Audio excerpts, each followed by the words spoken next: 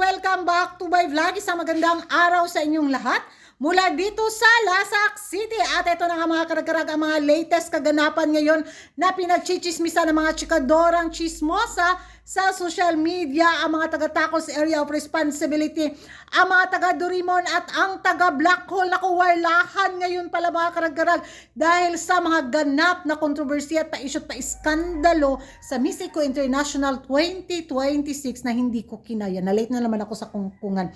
Kaya nabilisan talaga ako sa aking pamenopausal pa-outfit bitaw sa aking distraction look dahil baka ko distraction talaga ang naganap.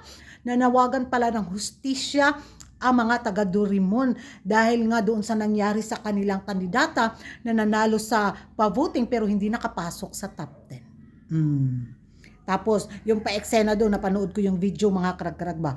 Alam ko napanood na ninyo pero kung busy kayo sa kanyang pangkabayan showcase, nako, watch this. Thank you for reward.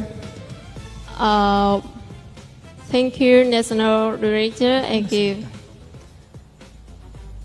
I just have a questions. When I have a voice highness, but I don't see the MC tell my name, and I need explain from National Director. Thank you. Wala ko nasabtan, wala ako naintindihan sa kanyang paorasyon galore mga karag-karag. Pero base nga sa mga chismosa at mga chismosa, yun, I need an explanation, I need a reasonable reason. Tama ba yung in English ko? Kasi pasok pala sila sa pa-voting kaso hindi sila nakapasok sa top 10. Pero yung pagkakaalam ko is sila yung nakakuha sa Miss Eco Asia. Baka doon na yung doon na kinuha ng Miss Eco International Organization yung vote na nakuha ni Dorimon. Kaya hindi na binigay sa kanya yung top 10. Oh, di ba?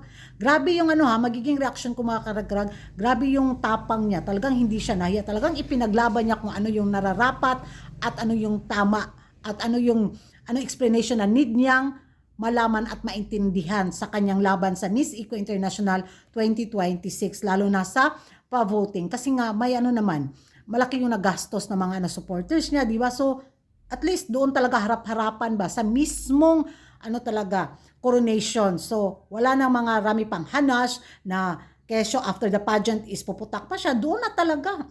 Aslin, bravo! Nakakabilib yung tapang na ganun. Parang napahiya siguro ang Miss Eco International Organization sa kanyang ginawa. So sabi rin naman iba mga chismos at mga chismos sa mga karag-karag, nakakahiya daw ang ginawa ng pambato ng Vietnam. Para naman sa akin, mas mabuti na yung ganun para matuldukan agad, para marisolba agad, para mabigyang linaw agad, lalo na sa mga fans, lalo na sa taga-Vietnam kung ano talaga yung nangyari, di ba? Dapat maging grateful na rin sila kasi binigay sa kanila yung Miss Eco Asia. So baka doon na talaga kinuha yung niya, yung nanalo siya sa pa-voting. So yun, grabe no, ang gulo nila. Tayo mga Pilipinas sa pagkatalo ni Doc, okay lang sa atin kasi tanggap natin. Nakita natin yung performance niya, nakita natin yung preparation niya. So tanggap natin, wala talaga tayong hanas na, ay, cooking show yan, cooking show. Oh. So ngayon nga, in term of cooking show na word, mga karag-karag, nako, gigil na gigil ang mga taga-Black Hole.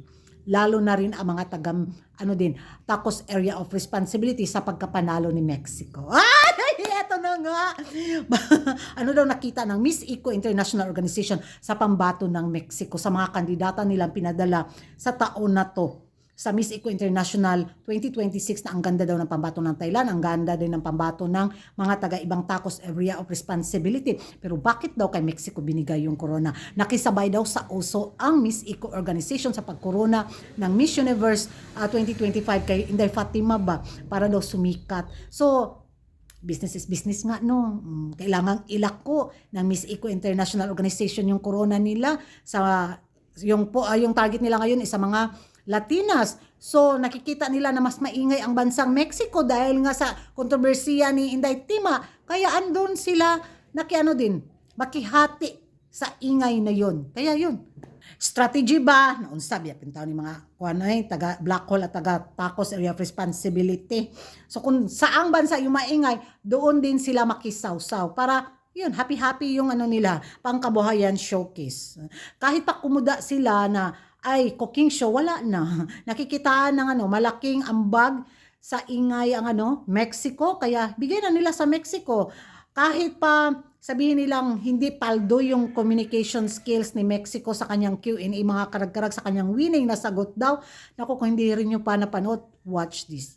Powerful? Intelligence, courage, or kindness, and why? Good night. Thank you so much for your question. In my opinion, the most powerful quality is kindness. Because when you have the courage for change life of the people, you have the responsibility and intelligence for help other peoples. Because intelligence can open the door, but kindness can open hearts, especially when you have the help for others. Thank you. Thank you. Ano na? Magiging reaction ko, bahala kayo dyan, bobo ako sa English. Naintindihan ko, pero walay talaga 50-50 below the ground yung cell membrane ko, kaya bigay ko sa inyo yung comment section kung ano yung magiging reaction nyo sa naging sagot ni Mexico kung bakit siya nanalo sa corona sa Miss Eco International 2026. Sabi rin ng mga ibang chismoso at chismosa na, ayun, Fatima Bush 2.0. Lang talaga sa ingay. Yun lang yung rason. Period. Kahit pa sabihin ng mga taga Black Hole at taga Tacos Area of Responsibility na sexy, maganda yung kandidata pambato nila, wala sa radar sa taon na to. Kaya next year uli, kumuda man kayo ng kumuda dyan, may nanalo na. Kaming taga Pins, kalma, relax, tanggap namin. Ganun lang kami kasimple. Pag nakita namin yun lang yung pinakita ng pambato namin, tanggap namin yung placement. Walang maraming hanas. Kayo, kasi nakikitaan nila yung kandidata nila ngayon na mataas at malaki yung potential sa corona, kaso nga, nadala sa strategy. Mag-ingay tayo sa comment section, mga karag-karag. Kung hindi ka pa nakapag-subscribe sa YouTube channel ko, don't forget to like and subscribe, karag-karag. Anito notification bell para updated kayo sa mga latest kaganapan at late na intriga sa mundo na beauty pageant. And thank you for watching. See you in my next vlog. Bye-bye!